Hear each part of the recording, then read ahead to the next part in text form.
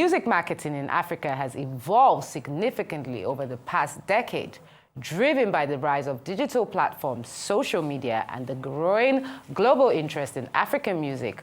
Once heavily dependent on physical sales and live performances, African artists now have access to broader audience through streaming services and digital distribution. My guest today, Oyinda Olukanni, is a music marketer and author with 14 years of extensive experience in marketing across diverse industries, including medical and tech.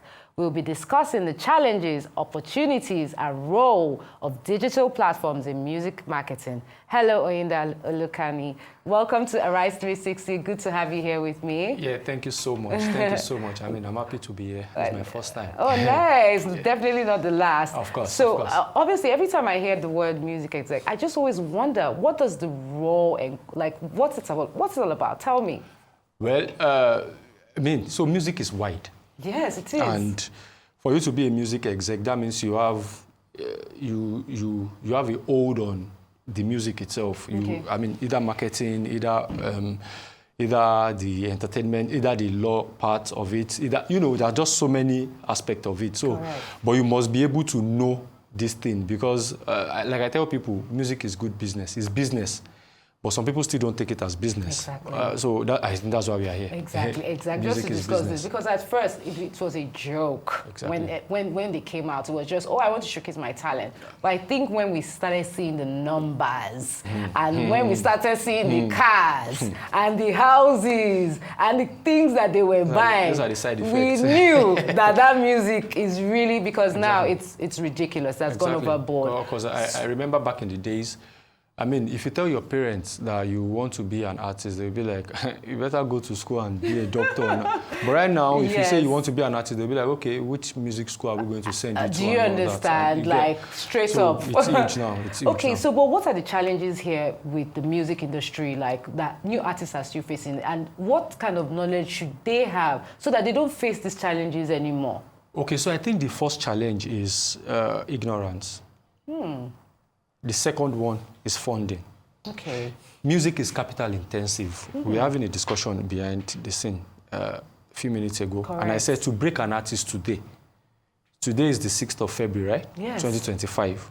To break an artist today, you need around 100 million naira to break an artist. So if any artist don't blow, I hope I'm allowed to say. Of course. If any artist don't blow, when you don't word. see, it must have gone around 100 million. So you naira. need an investor. You need an investor to give you 100. Yeah, exactly. Wow. Not like to give you, because if you have an investor to invest, now investment in music is different from other parts of other departments in this country, because you need to have a producer that understands what is happening. You need an A&R that will say, okay, this is the kind of music that you should come up with, or this is what you should put in your music. You need a music marketer that will say, okay, this music is now ready. This is how we push it. These are the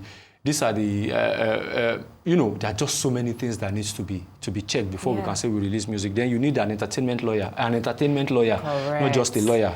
There are so many things you need. So before you can say you have an investor to invest in your music, you must have all these people lined out, and they must be ready to put in the work. Wow. Because music is a hard job, and it's serious music. It sounds like a hard job, but listen, like from what you're saying now, so this is the mistake that a lot of artists, that's why they come out with one-hit wonders, and we don't hear about them again, because this process is just so strenuous, and then they just believe that because of their talent and the songs, they just believe that, I'm going to blow, like you said. So this is the problem, right? Yeah. Okay, so now, with this online streaming going on, there's YouTube, Spotify, all these, I hear so much, iTunes, okay, I have iTunes. Yeah. But in my mind, I'm thinking, is there really been, the figures? Okay, you get 1 million views on YouTube. What does that really amount to for these people? Because for you to even get 100 views, that's a lot. So you now finally get your 100 million views. Does it actually amount to something? I mean, it's good money. Now, it now depends on where your music is being streamed from. Okay. If it's being streamed from this part of the world, you might not even make up to 10,000 or 100,000 naira. Really? Simply because direct one now. If you are on Spotify, Okay, so I am on Spotify Premium. I use Spotify with my wife, and I pay 1,200. I think it's now 1,900 per month. Okay. This same Spotify Premium in the UK is like £13. Oh. In the US is like maybe $10 or $12. Okay. And in Nigeria it's just 1,900. Okay. So if you have more of Nigerian streamers, you think you have more numbers, but if they do the calculation, all you have is just a few thousand naira. You understand? I understand. That is where the work of a music marketer now comes in. We now say, okay, you are in Nigeria, you are from Lagos, you are from Ajegunle or wherever, but you are putting out your music. And one good thing is, shout out to technology. Now you can say you release your music today, and anybody anywhere in the world can listen to it through the digital platforms. Okay. Now, but then, how do you now properly market these songs to reach the end of the art where you actually make the money? Because I won't lie to you, the bulk of the money, if you are making money in music right now, you must be making money from either the eastern part of the world, in fact, the western part, America, Europe, and the likes. That's where the bulk of the money is coming in for. Yeah, a bit of South Korea and all that too. But if for Africans, yeah, we still try. We still try. And we'll keep trying. How about that? Amen. But also, behind the scenes, we're talking about like artist fees. Obviously, we know I'm a fan of artists increasing their fees. I want them to win. I want them to be able to buy houses, not just rent, buy cars or whatever. But my thing is that with the economy right now, let's just say a lady wants to have a birthday or a wedding.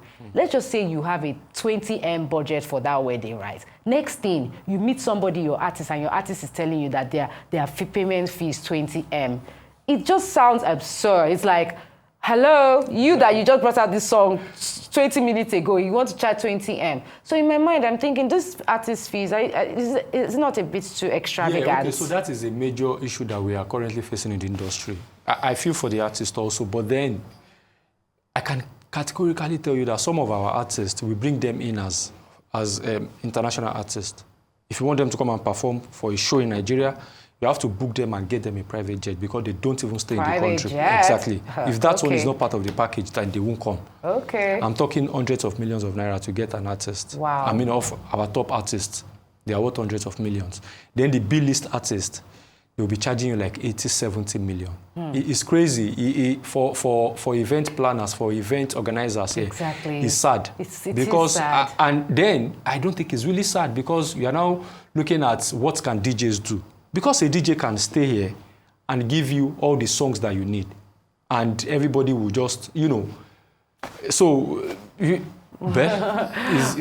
is what it is. I know it is what it is, exactly. But we'll definitely have you on here to discuss more because music executives and music marketing is something that artists need to know. We like to educate our viewers. Okay, thank you so much for joining us. Really now, thank you for watching the show. I mean, we've run out of time. Time flies when you're having fun. You can catch us every day at 5 p.m. right here on the Arise 2 channel. So I'm Jennifer Olize, and that remains for me till tomorrow. Goodbye.